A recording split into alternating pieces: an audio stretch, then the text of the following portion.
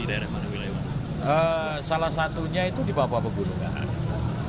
Bahkan tadi itu ada calegnya sendiri yang datang, dia membawa C1 dia itu sebanyak berapa? Lebih dari 5.000, tetapi cek di Sirekap itu, bukan di Sirekap, cek di hasil rekapitulasi nasional itu tertulis 200 sekian gitu.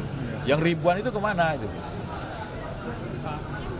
Permohonannya apa Pak? Gimana? Di petitumnya PPP? Petitumnya silakan tim hukum untuk menambahkan. Ya, kalau di petitum kita itu yang pada pokoknya ada 3, Mbak.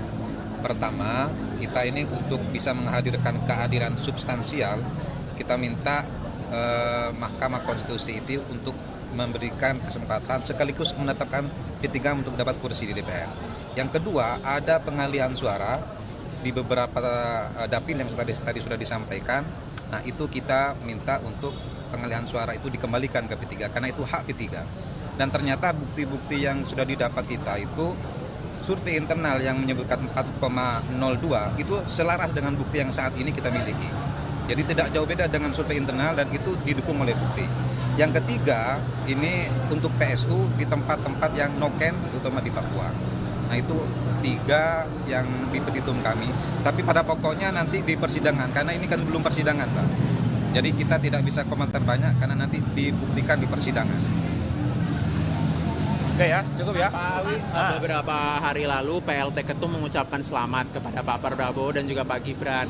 Nah, ini apakah sekiranya akan ada balasan kunjungan Pak Prabowo ke P3 atau enggak P3 ke Pak Prabowo? Ini bagaimana nih Pak ke depannya? Dalam Islam diajarkan bahwa silaturahmi itu dianjurkan karena membuka pintu rezeki. Jadi kalau ada kawan-kawan dari Gerindra, Pak Prabowo khususnya mau bersilaturahmi ke P3, ya tentu kami sangat welcome dan merasa kami tersanjung gitu kan. Tetapi sampai saat ini posisi kami ya menunggu. Kita tidak membatasi siapa yang mau bersilaturahmi. Siapapun boleh ke P3, apalagi Pak Prabowo dan Partai Gerindra. Tapi sampai saat ini belum ada komunikasi mau ada pertemuan atau apapun gitu Pak? Ya sebatas komunikasi informal antar petinggi-petinggi partai.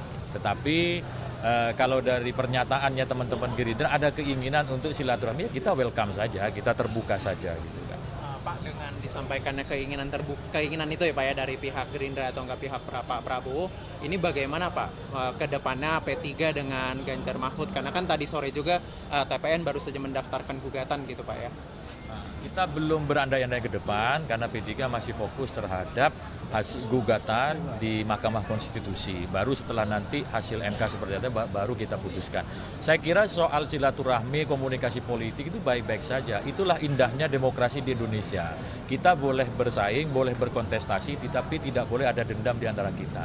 Setelah pemilu selesai, semuanya berkawan, semuanya membangun NKRI untuk kemajuan bangsa. Sekali lagi, silaturahmi politik, komunikasi politik antar elemen bangsa itu merupakan hal yang baik. Pengajaran demokrasi beradab bagi rakyat Indonesia. Cukup? Pesan dari Pak Mardiono soal pendaftaran hari ini? Ya, pendaftaran hari ini dari Pak Mardiono menegaskan kepada kita, tadi kami berangkat dilepas oleh Wakil Ketua Umum, mewakili Ketum, dan memastikan bahwa pendaftaran tidak melebihi limit waktu yang ditetapkan oleh undang-undang. Alhamdulillah tadi kurang dari 2 jam dari batas waktu yang ditentukan kita sudah mendaftarkan, dan bukti yang terpenting dalam pendaftaran itu surat permohonan dan juga bukti pokok. Selanjutnya kan kita akan melengkapi pada waktu yang disediakan oleh undang-undang. Gitu ya, cukup? Oke, terima kasih. Luar biasa nih, lembut juga ini. Hop.